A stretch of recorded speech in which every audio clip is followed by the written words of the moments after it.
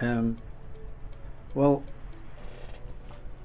I think first thing to tell you is that when my wife and I got married, everything went against us. I've mentioned everything breaking down before, but everything did go against us.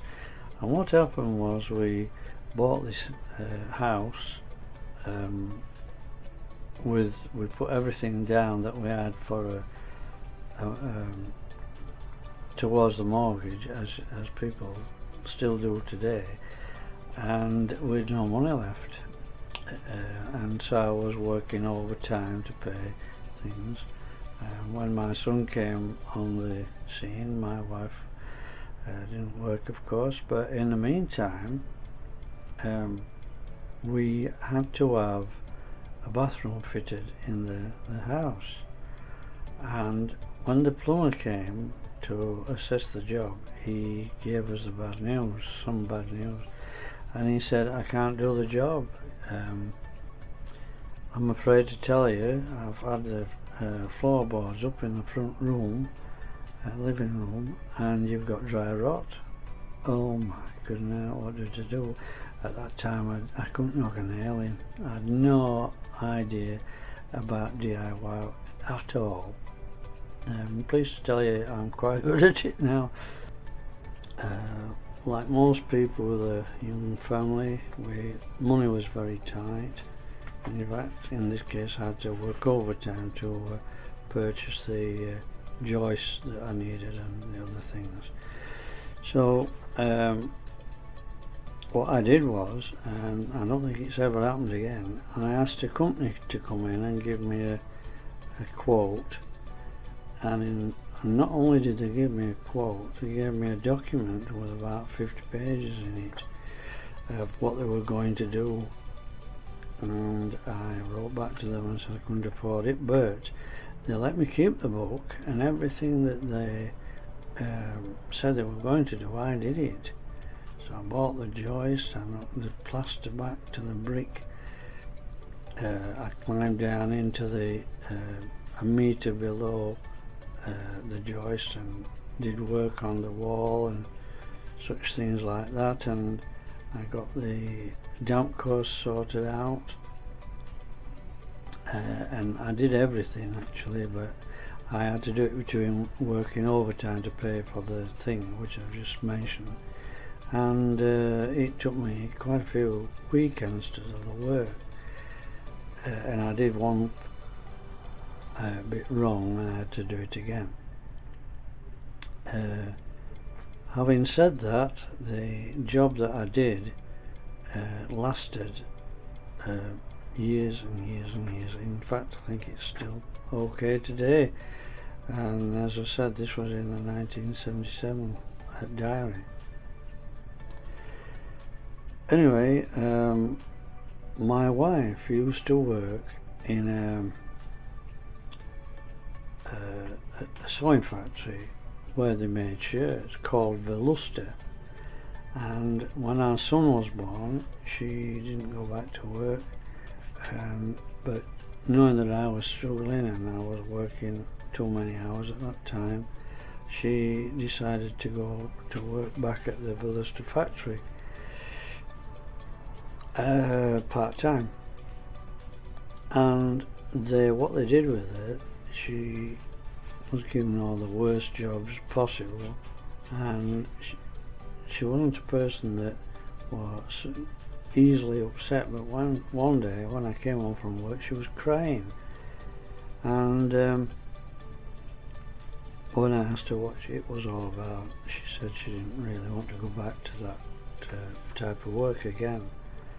And the lady who was in charge of telling all the ladies what to do was being a complete nasty piece of work towards my wife. Now I wasn't going to have that. But in the meantime, fortune came on our side, because there was a vacancy for a dinner lady at one of our local schools, and my wife got the job. So she went back to the Velusta factory and was going to say, handing in my notice, but she didn't get a chance. The lady who was being a pain towards my wife was waiting for her on the door, and she said, "Oh, you've come. You've decided to come at last," very sarcastically, meaning that my wife was late. So when my wife handed her notice in, she was more than pleased to be leaving there. I'm just sorry. I'm just looking at my nose here.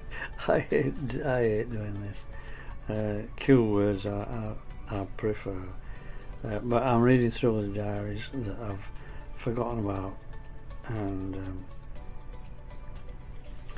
I've got to do it properly as I see it. Anyway, my wife went to that job and she loved it. She really loved it.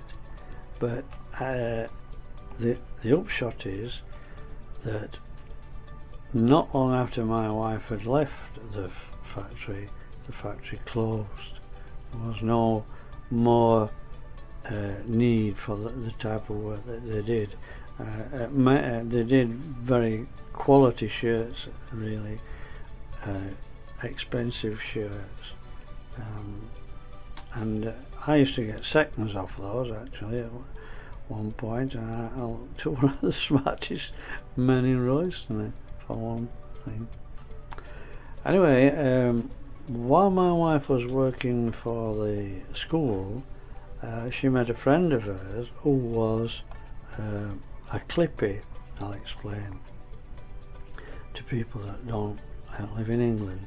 A clippy was a lady who used to clip the tickets when people got on the bus.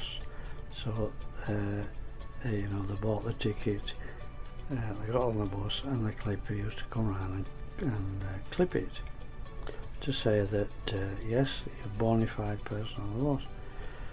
And this clippy lady who worked with her husband, he was a driver, I believe, had all sorts of stories to tell.